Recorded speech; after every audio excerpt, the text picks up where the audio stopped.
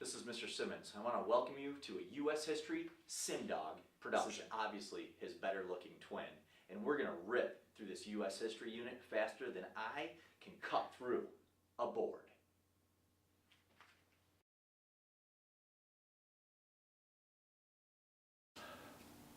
So it's April 14th, 1865. It's 5 days after the Civil War has ended. Peace treaty has been signed. And Abraham Lincoln and his wife have decided to go to Ford's Theater for a little relaxation to see a comedy.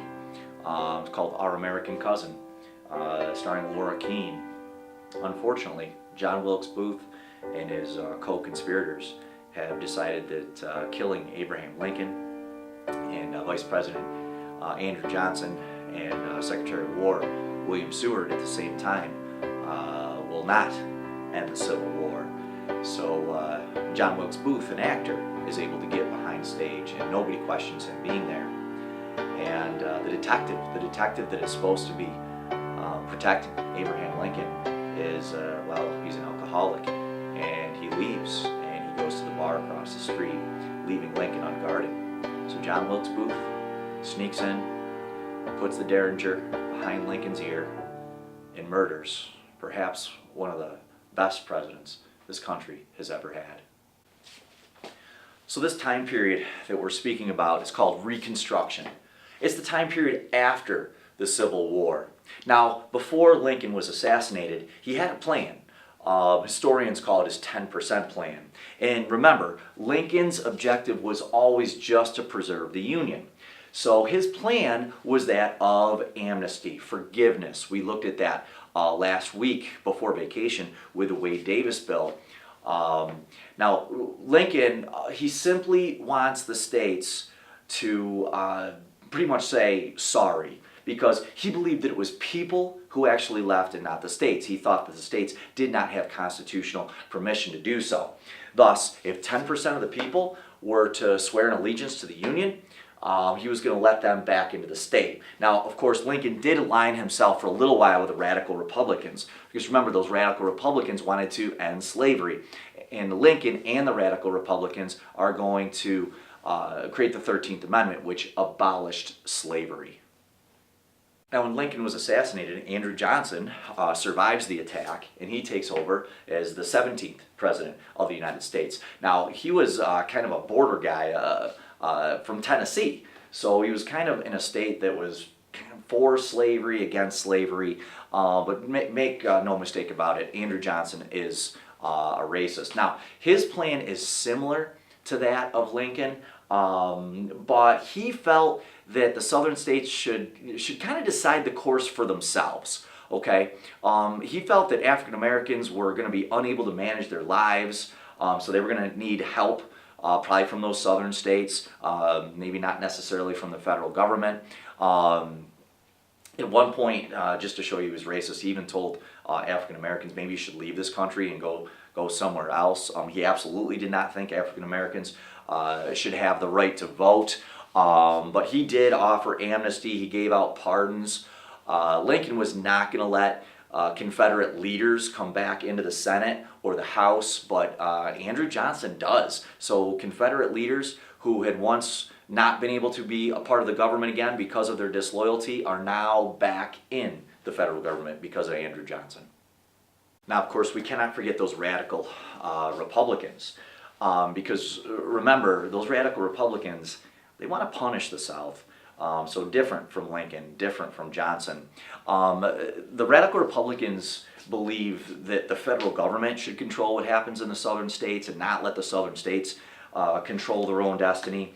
So they passed the Civil Rights Bill, I think it was in 1866, and what it did is it created this Freedmen's Bureau. Okay, and what this Freedmen's Bureau did, it was going to keep or teach African American skills, farming, carpentry, blacksmith, things like that. It was going to help with education, reading, writing.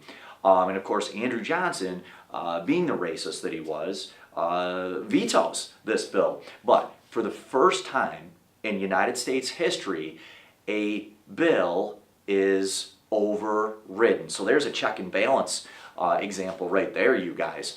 Of course, Andrew Johnson is ticked, but this puts the radical Republicans in Congress in complete control of Reconstruction. So what they do is they break the South into 5 military districts. Okay, and down in those military districts, African Americans are actually able to run for office, for mayor, things like that, and start to have this kind of political voice, even though they cannot vote yet. Okay, of course, this is going to make Andrew Johnson very mad, and then, of course, they're going to start to butt some heads. So the radical Republicans and Andrew Johnson just butting heads, like I said, over this Reconstruction. And the radical Republicans think they come up with a way to actually remove Johnson from office. In the Constitution, it's called impeachment. A president can be removed for crimes against the government. And so they passed this law called the Tenure of Office Act. And what that said was that Andrew Johnson would not be able to get rid of any of his cabinet positions without congressional approval. Okay?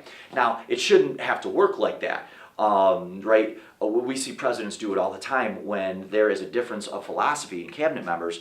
Presidents have removed them from office. So Johnson believes that this law is against his powers of presidents. And the whole thing was to protect Edward Stanton, because Stanton was completely on board with the radical Republicans. He was controlling the military districts with the Army. He thought that the federal government needed to intervene. So what does Johnson do? He wants to test it out. So what does he do to Stanton? He fires him. Okay, of course, this gets the radicals up in arms, so they immediately move to remove the president. It goes to a vote. And look, there's no vice president. So the next guy in line, he was a Republican, but he was wicked unpopular. And he was unpopular with the North, with the business leaders. And this is probably why when it came down to the vote, Andrew Johnson is not impeached by one single vote, because this next guy in line was just really unpopular with business leaders. And of course, business is a huge part of the Republican Party. And it's going to be another 130 years before another president is up for impeachment. Of course, that will be the illustrious Bill Clinton. So now that the radical Republicans are completely in charge, they forced the southern states to ratify the 14th Amendment. Now don't forget what the 14th Amendment was. It defined what a citizen was. So no longer could the federal government, could state governments be able to say you are not a citizen because of the color of your skin, or the religion that you follow, or I don't know, that you have a really sexy head. But anyways, shortly following is going to come the 15th Amendment. It's going to come in 1870. And what that 15th Amendment says is that it's the right of the citizens of the United States to vote. It shall not be denied or abridged by the United States or by any state on account of race, color, or previous servitude. So all of a sudden, not only are African American citizens, has slavery been abolished, but now African Americans have a political voice. They can determine who is going to represent them in their state, at the local, at the state, and now they can even help us choose President of the United States with the ability to vote. So let's fast forward to the election of 1876. Andrew Johnson is obviously not running. He does not have popular support in the United States. So we have Mr. Hayes and Mr. Tilden who are running for president. Now, at the end of the polling process, at the end of voting, we have Mr. Tilden with 184 electoral votes. And we have Mr. Hayes with 165 electoral votes. But 20 of those votes, I think it's the state of Florida, Louisiana, and I believe it was Illinois, but you guys are going to have to fact check me on that. Those votes are so incredibly close that they're still being counted. It goes into the courts. It goes to a legal battle. And it is found, after this lengthy process of wondering who's going to be president, that Hayes is actually going to get these 20 votes and put them over by one. Now, Tilden's party is absolutely beside themselves. They completely believe, and historians believe, that some backroom deal was made to keep the Republicans in office. Now, we really think there was this backroom deal because the Republicans controlled the South and all this, and Hayes, President Hayes, wins, and all of a sudden he says, hey, Reconstruction is over, we're going to pull the troops out of the South, and we're going to let the southern states take care of themselves at this point, which went completely against what the radical Republicans had been fighting for, though many of them were out of office at this point as well. So was there a backroom deal? I can't honestly say, but the Republicans all of a sudden pulling troops out saying, hey, Reconstruction's over, it sure seems plausible. Okay, so with this deal to end Reconstruction, African Americans are removed from any political office that they held in the South. Tracts of land had been given to African Americans after the end of the Civil War to farm, to help them get started. And all that land was taken back from them and given back to the original plantation owners. So, you know, the 13th Amendment is fully in place. There can be no slavery. So these plantation owners, and I don't want to call them smart because they were racist and that's awful, but they understood how they could keep African Americans in a type of slavery, but remember it was a type of slavery. So what they did is they offered for African Americans to continue to farm their land, and they would give them a small piece to farm and to live on. Okay, and of course those African Americans were going to have to pay for that. So what these plantation owners did is, God, they extended the payments for so long and made it so difficult for African Americans to pay them back because they had to work the plantation owners' land more than they had to work their own land, that it would keep them in a type of slavery. Of course, this was called sharecropping. That's such a sweet word, isn't it? It sounds like you're sharing, but it wasn't sharing at all. It was kind of like rent-to-own agreements. If you ever go to one of those places, they extend the payments and the interest rates for so long that you find it very, very difficult to ever pay off the owner of whatever it is you rented. And that's where African Americans find themselves as well, still in this type of slavery in the Deep South.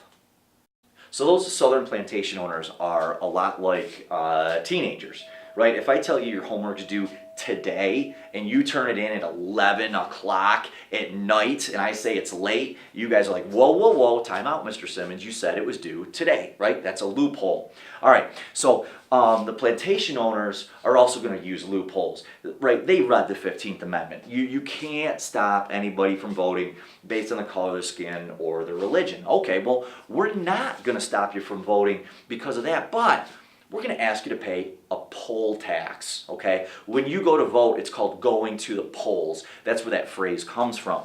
So many of these African Americans, because of sharecropping, because they never owned anything that was their own in their life, because Southerners are not going to pay them for their work, they don't have money to pay this poll tax. So this stops them from having a political voice. Okay, well, wait a minute. If you're having this poll tax, don't whites have to pay that as well? Well, no, because again, here's a loophole. It's called a grandfather clause. And what that says is if your grandfather could vote, then you don't have to pay that poll tax. So I don't want to call those plantation owners smart, those southern owners, plantation owners smart, because again, they're racist and they're going to hold African Americans back until well into the 1960s and 1970s. But they were smart at finding loopholes, even though we know today it's an awful practice. But Mr. Symons, couldn't some of the African Americans pay to vote? Didn't some of them have money? Well, that's a great question. Yeah, they did. So, well, let's make another loophole. And of course, what the Southerners did is they came up with something called a literacy test, okay?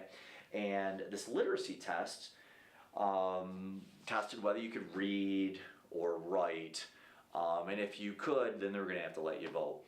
But chances are you weren't going to be able to. First of all, many of the African Americans were not educated, but they made the tests so ridiculously hard and just impossible to understand that many of the African Americans, they would try and then get frustrated and just eventually walk away and surrender. They surrendered their political voice in the South for a very, very long time. Hopefully, if you were in class, you got to experience that literacy test that we took. And, you know, I know many of you showed empathy for what people had to go through there. Look up that word empathy. Great SAT word. So something's happening in the South that they're starting to, the whites are starting to separate the two races, African Americans and whites. That's called segregation, right? The separation of races. And what they've started to do is say, well, if you're black, you can't go here. If you're black, you can't ride in this car. Well, in 1892, there's this guy named Homer Plessy. And Plessy is 1/8 black. How they figured that out, I have no idea. He's a Creole from New Orleans. So he's very light colored. And so what he tries to do is on a train car, he wants to sit in the white section. And of course he is forcibly removed from that because he's in the South and people know that he's black, right? So he sues. And of course this goes all the way to the Supreme Court.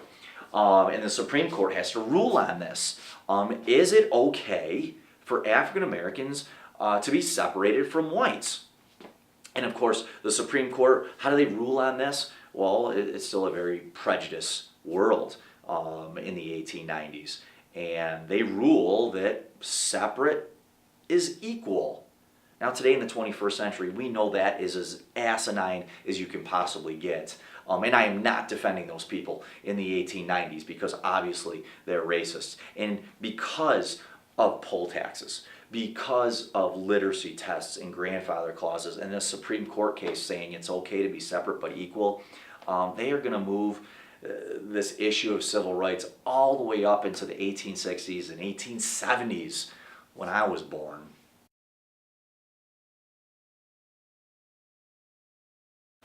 So I wonder what it would have been like if Lincoln had remained in power. Would he have let the southern states dictate their own course? And of course, we know once they did, after the 1876 election, even though the Republicans won the White House, those southern states are going to be democratically controlled, and we know what happened there. So was Reconstruction a success or a failure? Well, I guess you could answer that both ways. Did it put the country back together? Yes, we're still here today. Have we become the strongest nation on the face of the earth? Well, yeah, just look at World War I, World War II, and the Cold War. Was Reconstruction a failure? Well, what did it do for African Americans except keep them dependent on the wealthy whites in the South? And did it give them equal rights? No, it didn't. It's still going to be a long time before that happens, and it's going to take people like Booker T. Washington, Dr. Martin Luther King, like that, in order to get those rights. So I guess you guys are going to have to answer, was Reconstruction a success or a failure? Thanks for watching, everybody. Hey, Happy New Year, by the way. It's January 1st. I know it's like 12 degrees outside, but I hope 2018 gives you almost everything you wish for. And if it doesn't give you everything you wish for, that's good, because you had to work for what you did get. And I think that makes you a better person. Happy New Year.